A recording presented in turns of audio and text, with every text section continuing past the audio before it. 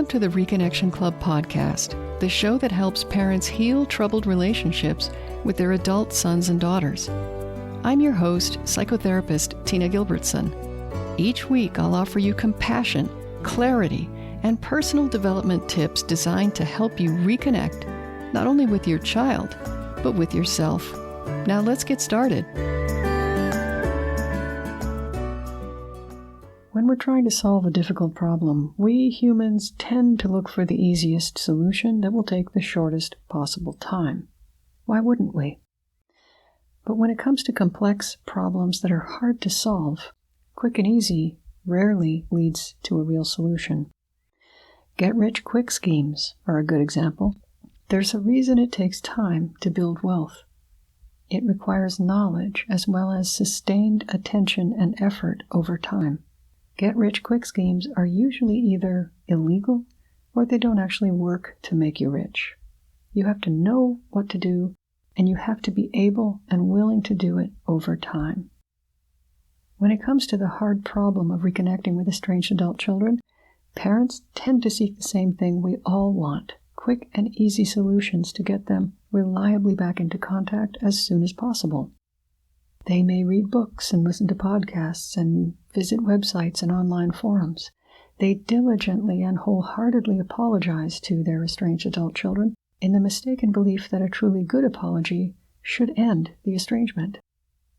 They spend precious time and energy getting the message just right and trying to decide whether and when to send a text or letter to follow up. And the act of pursuing contact in various ways is often mistaken for working on the problem. I once bought a book about how to concentrate because I realized at the time my attention skills were lacking. And when I got the book home, I was really eager to start reading it. But it had all these exercises to strengthen my concentration, and the exercises were hard and were boring, and I couldn't do them. And I'm pretty sure I never finished even reading the book. The point is, reading and learning may be necessary to start, but very quickly, if you're using what you're learning, the actual work begins, and it's hard. I wasn't able to solve my concentration problem by reading a book. And for the vast majority of parents I speak with, there just isn't a quick and easy solution to the problem of estrangement and the excruciating emotions it stirs up either. Instead, there's a long-term project that begins when an adult child steps away. There's a personal path to follow that doesn't start with the adult child at all, and that takes time before even involving them. Solving estrangement in most cases is not quick, and it is not easy. You have already endured many hard things in your life. That's why I hate to ask you to consciously choose a harder, slower path to reconnecting. But although the hard things I'll talk about in a minute may be more effortful and take more time than what you may be doing already, I believe they're more efficient in the long run and have a better chance of success. So, if you're up for it, here are a few hard things you might consider doing or sticking with if you're already doing them. Number 1, tolerate the psychological distance between yourself and your child. For some parents, the inability or unwillingness to tolerate psychological separation lies at or near the heart of the problem that led to estrangement. So if the lack of contact feels almost intolerable to you, the first hard thing to consider taking on would be to tolerate the distance for now. If your child wants to know you're still there, they can certainly reach out and find you. Number 2, cultivate self-compassion. For many parents, for complicated reasons, self-compassion is the crux of the solution to the problem of estrangement. If you find yourself saying, "Yes, I know, I'm working on self-compassion," may I ask, how are you working on it? What are you doing every day to demonstrate compassion for yourself through your actions? How much energy and attention are you devoting to understanding yourself and making sure your needs are met?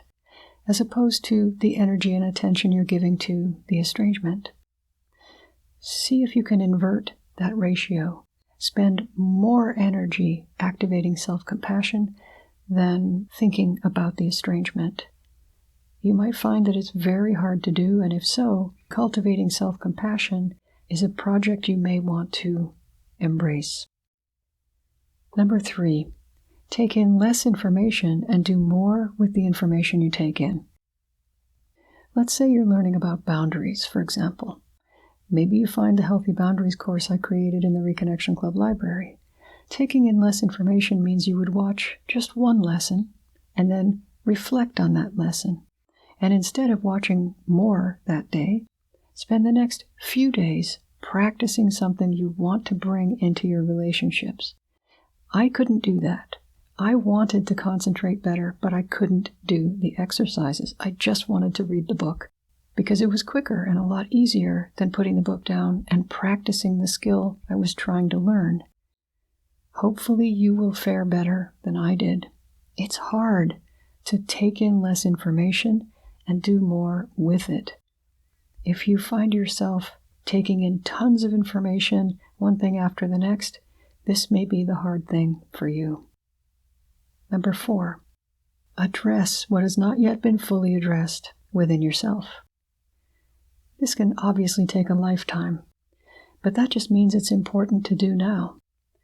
Everything that happens between you and your child or children has origins and implications within you individually, meaning the state of your relationship can be understood as a sort of chemical reaction of two people's internal states. We can't help other people with their internal states if we're not fully in touch with our own. From personal experience, I can say it's easy to believe we have a handle on our issues, especially if we've had therapy and understand ourselves better through that. We tend to think of ourselves as being done with healing. But wherever there are intense feelings, or sudden tears, or self-defeating behaviors, there is likely a part of ourselves that still needs and deserves our loving attention. So for many people, those 4 activities may be a productive part of the slow, difficult work of reconnecting. Number 1, tolerate the current distance between you, and that'll be a bigger job for some parents than others. Number 2, cultivate self-compassion with daily practice. Number 3, take in less information and do more with it. And 4, address whatever has not been fully addressed yet. Assume there's something within you that wants your attention, even if you feel there's nothing more to see. All of those are hard things to do, but there's a saying among people who do hard things for a living. Slow is smooth, and smooth is fast. Being methodical and deliberate makes us more efficient, and efficiency makes progress flow smoothly. By choosing the slow and difficult path to reconnecting, you might find yourself where you want to be sooner than you ever thought possible. Until next time, remember that you are a loving, lovable, and still growing human being. So please take good care of yourself. Bye for now. If you've enjoyed this episode of the Reconnection Club podcast, I invite you to check out reconnectionclub.com. The Reconnection Club is for parents at any stage of estrangement from their adult, child, or children.